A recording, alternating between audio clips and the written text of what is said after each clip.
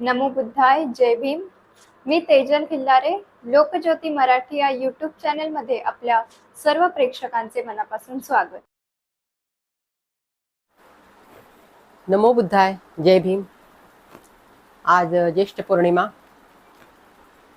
ज्येष्ठ पौर्णिमेच्या आपणा सर्वांना खूप खूप खूप हार्दिक शुभेच्छा. प्रत्येक पौर्णिमेप्रमाणे ज्येष्ठ पौर्णिमेलाही तथागत भगवान बुद्धांच्या जीवनामध्ये अनन्यसाधारण महत्त्व आहे. ज्येष्ठ पौर्णिमेला पाली भाषेमध्ये ज्येष्ठ मासो असं म्हटलं जातं. तर तथागत भगवान बुद्धांच्या जीवनामध्ये ज्येष्ठ पौर्णिमेला काही महत्त्वपूर्ण घटना घडल्या आहेत. त्या अशा की पहिले जे त्यांचे द्विवाचक उपासक तपस्सू आणि बल्लिक यांची धम्मदीक्षा, ते पहिले उपासक, आणि महिलांमध्ये पहिली उपासिका भगवान बुद्धांना खीरदान दिलेली ती सेनानीग्रामची सुजाता. तर हे दोन अतिशय महत्त्वाचे उपासक तथागत भगवान बुद्धांच्या जीवनात ज्येष्ठ पौर्णिमेला तयार झालेले आहेत. त्यानंतर भगवान बुद्धांच्या पश्चात सम्राट अशोकाने जेव्हा धम्माचा प्रचार आणि प्रसार केला, त्यामध्ये त्यांची दोन अपत्य म्हणजे महेंद्र आणि मुलगी संघमित्रा, मुलगा महेंद्र आणि मुलगी संघमित्रा यांनी श्रीलंकेत जाऊन धम्माचा प्रचार आणि प्रसार केला. ही अतिशय महत्त्वपूर्ण घटना आहे. शिवाय महेंद्र याचं निर्वाणही श्रीलंकेत ज्येष्ठ पौर्णिमेच्या दिवशी झालेला आहे. तर अशा काही महत्त्वपूर्ण घटनांचा उहापोह आज आपण ज्येष्ठ पौर्णिमेच्या दिवशी आपण करणार आहोत. खरं म्हणजे ज्येष्ठ पौर्णिमा आहे बौद्ध देशांमध्ये किंवा भारतामध्ये जिथे बुद्ध जन्मला, बुद्धांची संपूर्ण कार्यकाल इथे गेलेला आहे, तरीही असा विसर पडलेला आहे की ह्या पौर्णिमेला वटपौर्णिमा म्हणून साजरी करतात. कारण भाकड कथा कल्पनांच्या अंधश्रद्धेच्या पगड्यामध्ये विषम संस्कृतीच्या दबलेल्या ओझ्याखाली ह्या स्त्रिया सर्व आज वडाच्या झाडाची फांदी तोडून ती पूजा करत असतात की आपल्या नवऱ्याला खूप वर्ष असं आयुष्य, 7 जन्माचं आयुष्य लाभू दे आणि आपण त्याची पत्नी होऊ दे असा वर मागतात आणि त्याचा तशी पूजा करतात. तर बौद्ध धर्मामध्ये ह्या पौर्णिमेचं महत्त्व एवढं खरं आहे आणि अनन्यसाधारण आहे. तर ते म्हणजे असं की तथागत भगवान बुद्धांनी ग्रहत्याग करून त्यांनी रोहिणी नदीचं पाण्याचं जे भीषण युद्ध उद्भवलेलं होतं ते थांबवण्यासाठी त्यांनी स्वतः प्रथम प्रवज्जा घेतली आणि ते घराबाहेर पडले.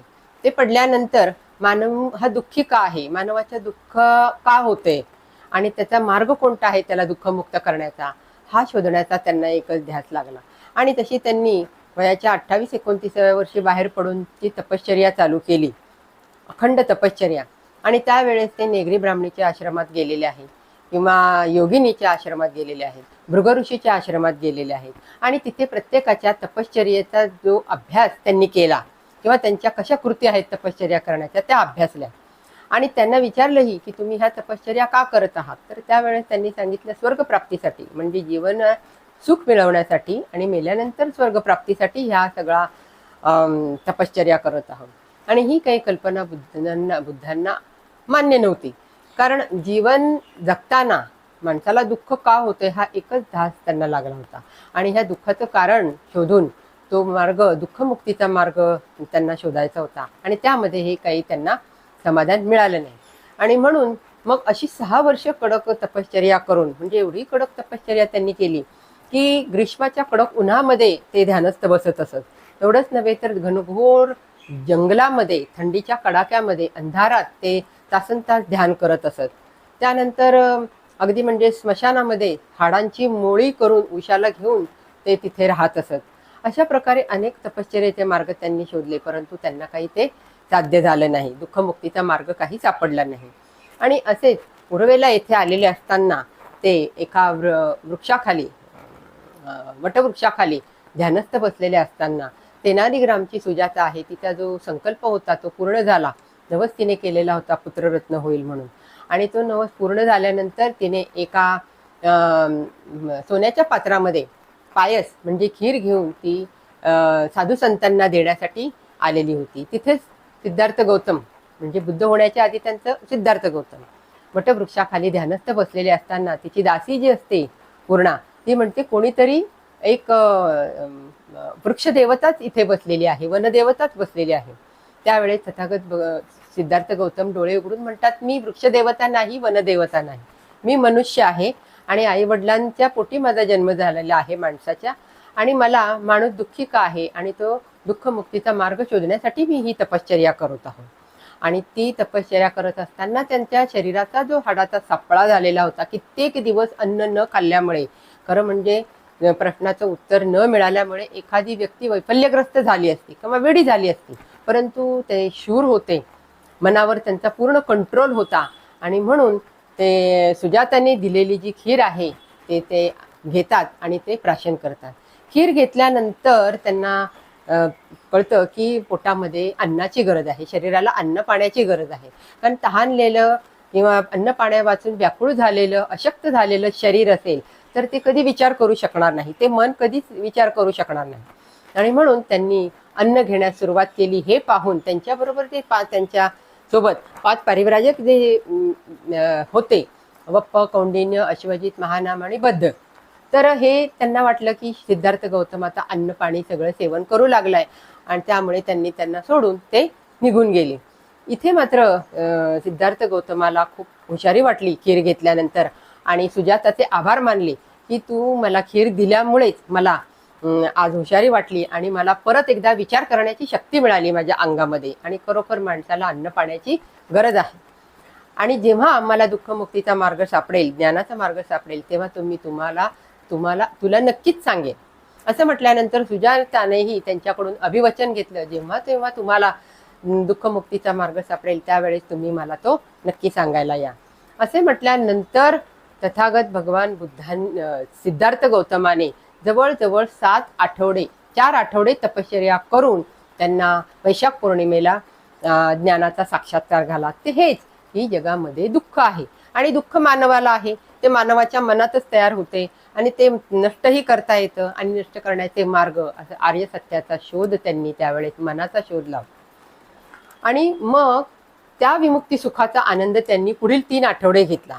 एक बरगद वृक्षाखाली, त्यानंतर मुचिलिंद वृक्षाखाली, आणि 3रा आठवडा राजायतन वृक्षाखाली. ते घेत असताना उत्कल देशावरून आपल्या 500 गाड्यांवर माल घेऊन 2 बंधू, तपस्वी आणि बंधू, हे व्यापारी बंधू चाललेले असताना ते सिद्धार्थ गौतमाला ध्यानस्थ बसलेले दिसतात, आणि म्हणून ते त्यांच्या जवळ जातात सिद्धार्थ गौतमाच्या आणि म्हणतात, आपण कोण आहात? आपण आम्हाला खूप मोठे ज्ञानी पुरुष वाटतात, तुम्हाला काय समजले? त्यावेळेस ते म्हणतात, मी बुद्ध आहे. पहिल्यांदा त्यांनी त्यांना सांगितलं, सिद्धार्थ गौतमाने ज्ञान प्राप्त झाल्यानंतर पहिल्यांदा ह्या दोघांना सांगितलं की मी बुद्ध आहे, मी ज्ञानी आहे, मला ज्ञान मिळाले. मग कोणतं? तर त्यावेळेस तथागत भगवान बुद्ध त्यांना आपली धम्मदेशना देतात आणि त्यांना सांगतात की जगामध्ये जाती जरा मरणमा परिमुच्चिसामी, जन्म, जरा, आजारपण, म्हातारपण आणि मृत्यू हा माणसाला आहे. तोपर्यंत माणसानं जीवन हे माणसाने माणसासारखं राहावं, माणसाशी कसं राहावं, 2 माणसांतल्या सदाचाराने राहावं, हा धम्म त्यांनी सांगितला. आणि तो ऐकून त्यांना खूप आनंद झाला दोघांना, आणि खरोखरच तुम्ही आम्हाला अद्भुत ज्ञान सांगितलं, नाहीतर मनुष्याच्या दुःखमुक्तीचा मार्ग हा आतापर्यंत कोणी असा सरळ साध्या सोप्या शब्दामध्ये सांगितलेला नाहीये. म्हणून त्यांनी त्यांच्या जवळचा पदार्थ, मधुपिंडक नावाचा पदार्थ, मध आणि पोळ्या असा मधुपिंडक नावाचा पदार्थ ते बुद्धांना खायला देतात. आणि त्यावेळेस भगवान बुद्ध अतिशय प्रसन्नपणे त्यांना म्हणतात, तुम्ही माझे पहिले 2 उपासक. आणि मग ते दोघं जण म्हणतात, बुद्धं शरणं गच्छामि, धम्मं शरणं गच्छामि, म्हणजे आम्ही बुद्धांना अनुसरतो, बुद्धांनी दिलेल्या धम्माला, ज्ञानाला आम्ही अनुसरतो, मार्गाक्रमण करतो. आणि त्यांना द्विवाचक उपासक असं बुद्धांनी म्हटलेलं आहे, कारण तेव्हा संघाची स्थापना झालेली नव्हती. त्यामुळे हे दोघं जण पहिले द्विवाचक उपासक, तपस्वी आणि भल्ली. मग ते म्हणतात की आम्ही आता आमच्या देशामध्ये व्यापारासाठी चाललेलो आहे, तर तुम्ही आम्हाला काहीतरी आठवण म्हणून एखादी वस्तू द्या, जेणेकरून आम्हाला तिथे पुरावा म्हणून आमच्या देशात सांगायला. मग त्यावेळेस तथागत भगवान बुद्ध आपल्या डोक्यावरील केस 8 ते उपटून त्यांना देतात, आणि ते दोघं जण आनंदाने घेऊन जातात आणि त्यांच्या उत्कल देशामध्ये ते त्यावर स्तूप बांधतात. तर असं हे अतिशय महत्त्वपूर्ण घटना जी घडलेली आहे ती ज्येष्ठ पौर्णिमेला घडलेली आहे. तर ते झाल्यानंतर त्याच रात्री यश आणि त्याचे 4 जे मित्र असतात, पुण्यजीत, गवापती वगैरे हे 4 मित्र असतात, ते भगवान बुद्धांना येऊन मिळतात आणि आम्हालाही तुम्हाच्या धम्माची दीक्षा द्या असं म्हणतात. तर त्यावेळेस भगवान बुद्ध त्यांना एही पस्सिको असं म्हणतात, एही भिक्कवे असं म्हणतात, या पहा धम्म अनुभव घ्या आणि मग अनुसरा असं म्हटलेले आहेत. आणि तो दिवस आहे तो ज्येष्ठ पौर्णिमेचा आहे. यानंतर तथागत भगवान बुद्धांना आठवण होते की आपल्याला जे ज्ञान प्राप्त झाले त्याचं कारण म्हणजे मूळ की आपण अन्न पहिलं घेतलं तपश्चर्येनंतर, ते म्हणजे सुजाताच्या हातची खीर. मग आपण सुजाताकडे जाऊन तिला सांगायला हवं, कारण तिने अभिवचन घेतलेलं आहे की तुम्हाला जर दुःखमुक्तीचा मार्ग सापडला तर तुम्ही आम्हाला येऊन सांगा. म्हणून ते तिला शोधत जात असतात. आता ती खरं म्हणजे गयेला तिने उर्वेला इथे तिने त्यांना खीर दिलेली असते, परंतु तिचं सासर वाराणसीला असतं आणि म्हणून वाराणसीला ते तिला शोधत गेलेले असताना तिच्या घरी पोहोचतात आणि सुजाताला फार आनंद होतो. ती आपल्या पतीला आणि मुलाला म्हणते की ह्या तथागत भगवान बुद्धांना मी खीर दिलेली होती आणि ते आता आपल्या घरी आलेले आहेत. तथागत भगवान बुद्धांनी तिला उपासिकेची दीक्षा दिलेली आहे त्यावेळेस, आणि बुद्धांची पहिली उपासिका म्हणून तिला फार नावाजलेलं आहे. आणि तिने दिलेलं जे अन्नदान आहे, भोजनदान आहे, ते अतिशय सर्वात महत्त्वाचं पहिलं अन्नदान तथागत भगवान बुद्धांना मिळालेलं, म्हणून त्या अन्नाला फार महत्त्व आहे, तिच्या भोजनदानाला. तिच्या मुलाने आणि तिच्या पतीने सुद्धा त्यावेळेस धम्माची दीक्षा घेतलेली आहे आणि भगवान बुद्ध आपले जे अभिवचन दिलेलं असतं ते पूर्ण करतात. तोही दिवस होता ज्येष्ठ पौर्णिमेचा. अशा प्रकारे ह्या दोन्ही घटना ज्येष्ठ पौर्णिमेला घडलेल्या आहेत, अतिशय महत्त्वाच्या आहेत. कारण त्यानंतर पुढे भगवान बुद्धांचा जो संघ आहे ते हळूहळू लोक त्यांना येऊन मिळतात आणि संघाची निर्मिती अश्विन पौर्णिमेला होते. तो पुढचा भाग. आता भगवान बुद्धांच्या पश्चात आपल्याला माहिती आहे की सम्राट अशोकाने भगवान बुद्धांच्या धम्माचा प्रचार आणि प्रसार केला.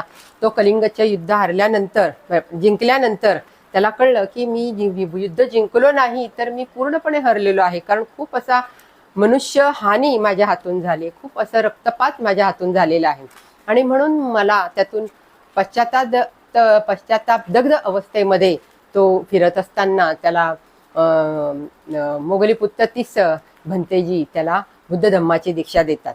आणि त्यावेळेस त्यांना कळतं की माणसानं माणसासारखं कसं राहावं, हे जर मी केलं तर माझ्या ह्या पापातून माझी थोडीशी मुक्तता होईल. आणि म्हणून तो धम्माचा प्रचार आणि प्रसार करतो. 84,000 स्तूपांची निर्मिती करतो. शिलालेख, गुंफालेख, भगवान बुद्धांचं जे वचन आहे तो शिलालेखांवर त्यांनी खोदवून घेतलेला आहे. त्याच्यानंतर अनेक विहार, अशोक स्तंभ त्यांनी बांधलेले आहेत आणि शिवाय बहुजनांच्या हितासाठी, बहुजनांच्या सुखासाठी दवाखाने, त्याच्यानंतर प्राण्यांना अभयदान दिलेलं आहे, अभयारण्य बांधलेले आहेत, दवाखाने काढलेले आहेत. त्याच्यानंतर प्राणी हत्या पूर्ण बंद केलेली आहे आणि करुणा, मंगल, मैत्रीचा संदेश त्याने संपूर्ण भारताला दिला आणि भारत हा बौद्धमय करून टाकलेला होता.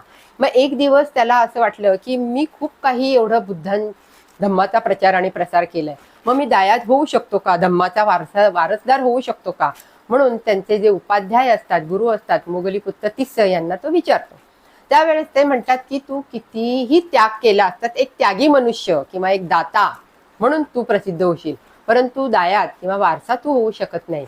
की जेव्हा आपण पोटची मुलं, स्वतःची तुझी मुलं जेव्हा धम्माला दान देशील, म्हणजे धम्म प्रचार आणि प्रसारासाठी दान देशील, तेव्हा खऱ्या अर्थाने तू धम्माचा दायाद होशील. आणि त्यांनी बुद्धांचा जो संदर्भ आहे तो इथे सांगितलाय. कारण तथागत भगवान बुद्धांनी जेव्हा यशोधरा, भगवान बुद्ध कपिलवस्तूला गेलेले असतात त्यावेळेस यशोधरा म्हणते की हे तुझे तात आहेत राहुलला. त्यावेळेस राहुल डायरेक्ट जाऊन बुद्धांना भेटतात आणि सांगतात मला दायाद द्या. त्यावेळेस बुद्ध काय म्हणतात, माझ्याकडे सोने, माणके, पाचू, मोती हे सगळं धन, जे नाशवंत धन आहे ते माझ्याकडे नाही, पण अक्षय धन, जे आध्यात्मिक धन माझ्याकडे आहे, ते घेण्यासाठी तुझे बाहू सक्षम असतील तर तू माझ्या धम्माचा स्वीकार आणि कर. आणि लगेचच त्यांना श्रामणेरची दीक्षा घेतात आणि संघामध्ये घेतात. तोच हा एक पुरावा जो आहे तो सम्राट अशोकाला सांगतात उपाध्याय. आणि मग लगेचच आपला पुत्र महेंद्र आणि पुत्री संघमित्रा ती खरं म्हणजे संघमित्राचा तेव्हा विवाहही झालेला असतो, ती एक मुलाची आई सुद्धा असते. त्यांना बोलावून घेतात आणि त्यांना सांगतात की तुम्ही धम्माचे दायाद व्हाल का, म्हणजे तुम्ही प्रवज्जित होऊन धम्माचा प्रचार आणि प्रसार कराल का. लगेच दोघं नम्र आणि धम्माचे संस्कार असलेली ती दोन्ही मुलं सम्राट अशोक राजाची तयार होतात आणि त्यांचा जो प्रवज्जा विधी आहे तो साजरा होतो, म्हणजे करतात. म्हणजे खऱ्या अर्थाने त्यांच्या अंगावर चिवर घेऊन धम्माचा प्रचार प्रसार करण्यासाठी त्यांना घराबाहेर पाठवलं जातो. तो दिवस आहे तो ज्येष्ठ पौर्णिमेचा. एवढं महान कार्य ह्या ज्येष्ठ पौर्णिमेला घटना घडलेल्या आहे. मग नंतर इथे प्रचार आणि प्रसार केल्यानंतर भारतामध्ये उपाध्यायांनी सांगितलं की जवळच, भारताच्या जवळच, भारताला त्यावेळेस जम्बूद्वीप म्हणत असत आणि श्रीलंका देश म्हणजे त्यावेळेस त्यांना लंकाद्वीप असं म्हणत असत. लंकाद्वीप मध्ये सुद्धा शेजारच्या देशामध्ये जाऊन तू धम्माचा प्रचार आणि प्रचार करावं दोघांनी.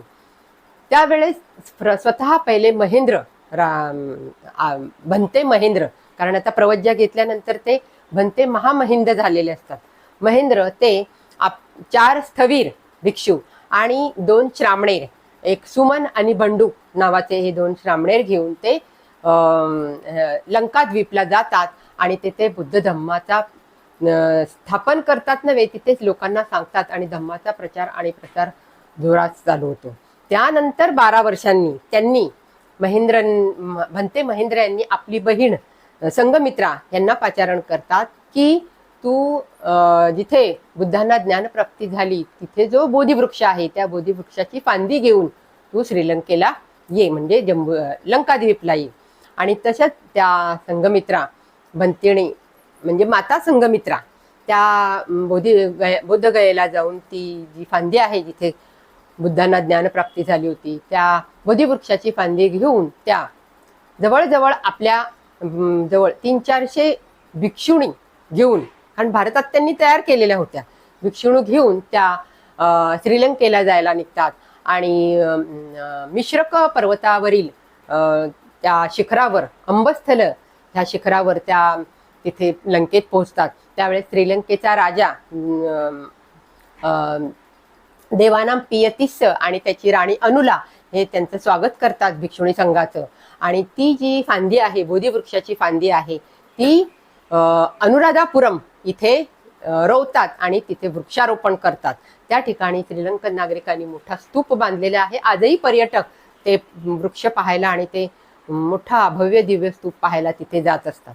तर ही जी घटना घडलेली आहे ती ज्येष्ठ पौर्णिमेलाच घडलेली आहे. अशा प्रकारे भिक्षुणी संघमित्रा यांनी तिथेही धम्माचा प्रचार प्रसार केला, भिक्षुणी संघ स्थापन केला आणि अनेक 300-400 कुमारिका आणि कुलीन स्त्रिया, राजघराण्यातल्या कुलीन स्त्रियांना त्यांनी प्रवजित केलेलं आहे, भिक्षुणी म्हणून त्यांना संघामध्ये सामील करून घेतलेला आहे. आणि शेवटी राणी अनुला ह्या सुद्धा त्या भिक्षुणी संघामध्ये प्रवजित होतात आणि भिक्षुणी संघाची दीक्षा घेतात.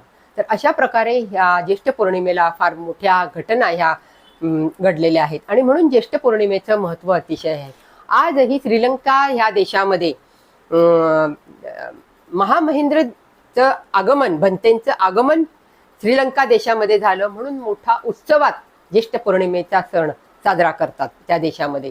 शिवाय श्रीलंकेला अतिशय महत्त्वाचं स्थान का द्यायचंय तर याच दोघांनी म्हणजे भंते महामहिंद्र आणि भिक्षुणी माता संघमित्रा ह्यांनी भगवान बुद्धांचं जी वचन, जे सुत्त किंवा त्यांच्या गाथा ह्या सगळ्या संघटित करून ठेवल्या, लिपिबद्ध करून ठेवल्या. म्हणजे सगळ्यात मोठा जो ग्रंथ आहे भगवान बुद्धांच्या धम्माचा जो ग्रंथ, त्रिपिटक, पवित्र ग्रंथ.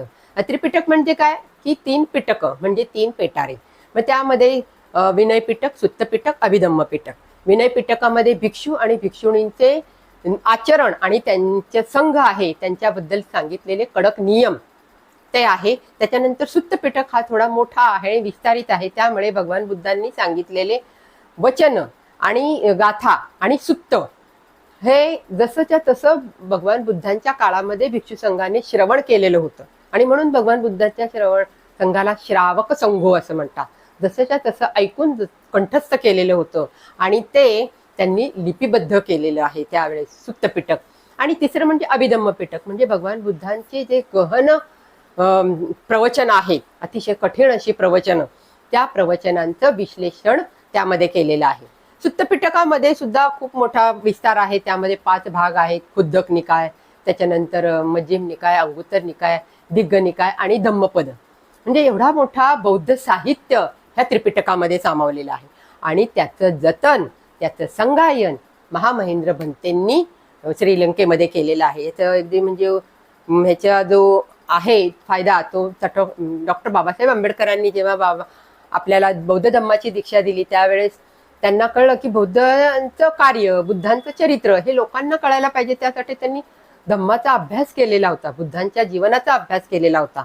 आणि एकदा ते श्रीलंकेला ह्याच्यासाठी आले होते, कार्यक्रमासाठी, परिषदेसाठी. तर त्यावेळेस त्यांनी परिषद झाल्यानंतर जेव्हा मोठ्या ग्रंथालयाला भेट दिली त्यावेळेस त्या ग्रंथालयामध्ये भगवान बुद्धांच्या वचनांचे जे गुंडाळ्या करून, कागदामध्ये गुंडाळ्या करून ते ठेवलेले होते, कपड्यामध्ये गुंडाळ्या करून ठेवलेले होते, ते त्यांनी मागवले आणि वाचू लागले. मग त्यांना हे त्रिपिटक आहे कळल्यानंतर त्यांनी लायब्ररियनकडे मागणी केली की मला हे तुम्ही देऊ शकाल का. लायब्ररियनने सांगितलं हे तुम्ही बाहेर घेऊन जाऊ शकत नाही. म्हणून डॉक्टर बाबासाहेब आंबेडकरांनी त्यांचे जे टायपरायटर होते श्री पिल्ले यांना भारतातून श्रीलंकेला बोलवलं आणि तिथे बसून त्यांना हे सर्व संच टंकलिखित म्हणजे टायपिंग करून घेऊन यायला सांगितलं. आणि तो जो त्यांचा जो पुरावा, तो बुद्धांचं वचन, बुद्धांची सुत्त, बुद्धांची धम्मदेसना, हे भगवान बुद्ध आणि धम्म लिहिताना त्याचा आधार बाबासाहेबांनी घेतलेला होता. म्हणजे एवढं मोठं कार्य भंते महेंद्र यांनी केलेलं होतं. आणि म्हणून हे सगळं त्रिपिटक ठेवण्याचं जे काम आहे ते श्रीलंका देशाला जातं. कारण भारतामध्ये या 14व्या शतकापर्यंत परकीयांच्या आक्रमणांनी संपूर्ण बौद्ध साहित्य नष्ट झालेलं होतं. विहारांची तोडफोड झालेली होती. आजही लेण्यांची नासधूस होते, लेण्यांचे विद्रुपीकरण झाले. त्याच्यानंतर भंतेंच्या हत्या केल्या गेल्या भिक्षू संघाच्या.